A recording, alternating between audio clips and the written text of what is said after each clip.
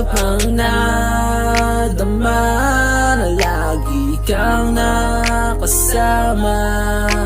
Ikaw ang dahilan ng ito ang aking Nais ko lang naman